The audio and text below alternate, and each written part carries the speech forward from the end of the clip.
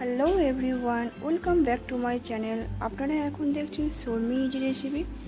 সঙ্গে আছে আমি শর্মিলা। আর আজকের ইজি রেসিপিতে আছে খুবই সিম্পল একটি রেসিপি, এঁচোড়ের।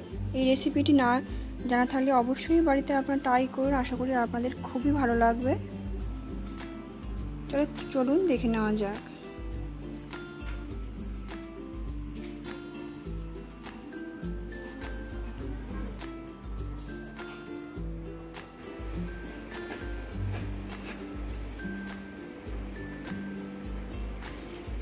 দেখুন কত সুন্দর এঁচোড়টা একদম পারফেক্টলি নিয়ে আসা হয়েছে। দেখুন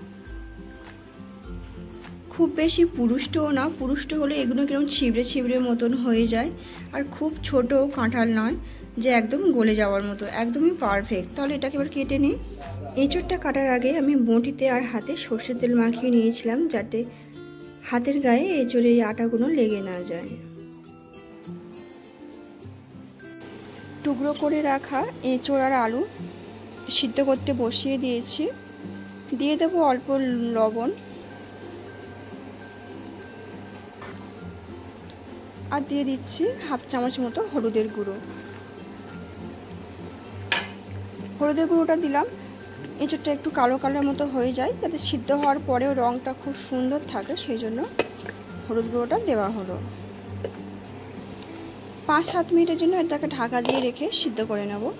ততক্ষণে শিলে একটা মশলা রেডি করে নেব। কয়েকটা শুকনো লঙ্কা নিয়েছি আর নিয়েছি সব রকম মশলা, মানে আমরা এটাকে ঘাটা মশলা ভাবে চিনি, আপনারা এটা কি বলেন আমি তো জানি না। এই মশলাটা এখানে একমাত্র বেটে দেব আর লঙ্কাটা দেব, এখানে আর অন্য লঙ্কা ব্যবহার করব না। সিদ্ধ হয়ে গেলে এই চুবড়িতে জলটা ঝরিয়ে নিলাম।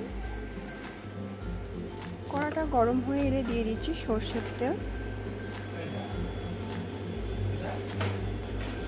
তেল গরম হয়ে এলে দিয়ে দিচ্ছি গোটা জিরে, শুকনো লঙ্কা আর তেজপাতা। সিদ্ধ করে রাখা এঁচোড় আর আলুটা দিয়ে দিতে হবে এবারে।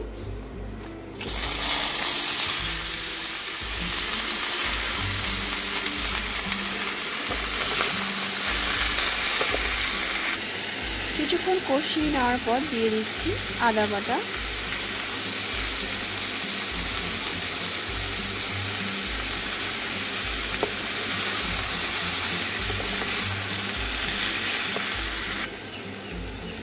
মশলার মধ্যে এবারে দিয়ে দিচ্ছি 1 চামচ হলুদের গুঁড়ো।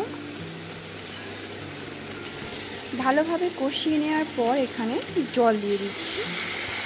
যেহেতু এখানে এঁচোড়টা 60% মতো সিদ্ধ করা রয়েছে, সেজন্য এখানে বেশি পরিমাণ জল দেব না, কারণ এটা মাখা মাখা মতনই করব। স্বাদ অনুসারে লবণ দিয়ে দিচ্ছি। ভালোভাবে ফুটে এলে দিয়ে দিচ্ছি ছোটো ছোটো চিংড়ি, এখানে ভেজে রেখেছিলাম সেই চিংড়ি। বাটা মশলাটাও ঠিক এই সময়ে আমরা দিয়ে দেব।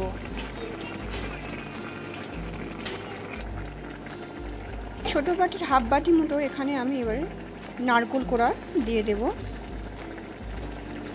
খুব সুন্দর টেস্ট আসে এই রেসিপিটি। বাড়িতে আপনারা একবারের জন্য হলেও বানিয়ে দেখবেন। খুবই সিম্পল, কম উপকরণ কম মশলা দিয়ে তৈরি করা হয়।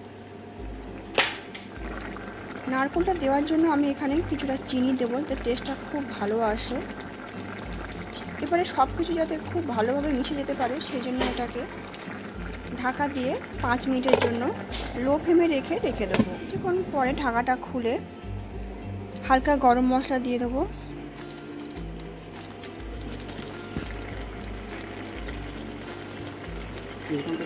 এছাড়া এই রেসিপিটি কমপ্লিট হয়ে গেছে, এবারে আমরা এটাকে সার্ভ করতে পারি। ভিডিওটি পুরো দেখার জন্য অনেক ধন্যবাদ।